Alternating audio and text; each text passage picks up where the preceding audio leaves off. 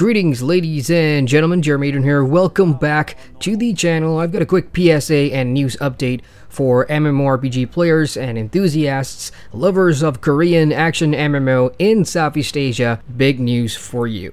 Tera is coming to Southeast Asia this November 2018. I'm sure by now a lot of you here in Southeast Asia would have already played Tera. It is a free-to-play action fantasy MMORPG developed by Bluehole in Korea and then brought to the West with NMS Entertainment, and the game has already been out for 7 years now for the Korean version, 6 years if you include the North American and European versions that launched in 2012. And all these years later, Tera has partnered with Play With C, that is the official online game publisher that's going to be putting this out in Southeast Asia, to bring the game to the region in November. Now, while there isn't an official Tera C website right now, there is a Facebook page that is up, and gosh, it's a mouthful, this one.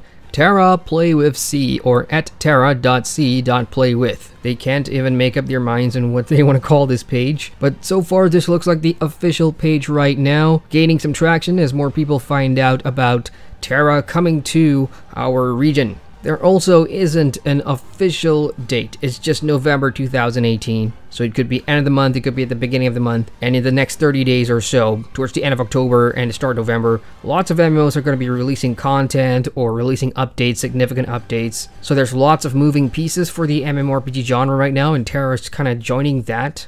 And I suppose my question to a lot of you Southeast Asian players out there, because if I am correct in my assumption, it's that a lot of us here in this part of the world have already played Tera, or have been playing Tera, the North American version or European version, for many years. So what I'm really curious to know is, will you be jumping into the Southeast Asian version and restarting here if you have put in a significant amount of time and effort into your characters on the other regions? About a year back, I covered the news about Black Desert Online finally opening its doors to players in Southeast Asia. Now with BDO, it's an entirely different situation, because since launch in 2014, BDO has region blocked us and many other regions as well, and it took them some time to finally open up in Brazil, finally open up here in Southeast Asia. So with that announcement, a lot more players were excited, because having to bypass that IP block using a VPN was pretty expensive, and on top of that, BDO is not a free game. You had to buy the base edition to start playing. So by announcing and releasing in our region at a more acceptable price point for both the base game and in-game purchases as well, Southeast Asian players had a lot more to be happy about. Now with Tera, like I said, different situation. This game has been free to play, no IP bans or IP blocks whatsoever. Players all over the world could connect to Tera, North America, Europe, or wherever through Steam. Even myself, I've done that. So it will be really interesting to hear what you players think about starting again with Tera in Southeast Asia. Other things I'm looking out for are the prices, in-game cash up and all that stuff. What are the price points going to be like? What's the player base going to be like? So I'm still trying to decide if I want to jump into Tera Southeast Asian version and give that a fair shake, because I haven't covered anything got to do with Tera on my channel to date. So this could be an interesting opportunity. And while we're at it, for those of you out there who have never heard of Tera, never played Tera, and are in my part of the world, Southeast Asia, and you're thinking about jumping in, maybe it's a good idea to check out some reviews, or in fact get on Steam and download the North American version, play that for a little bit before you decide if you want to play the Southeast Asian version.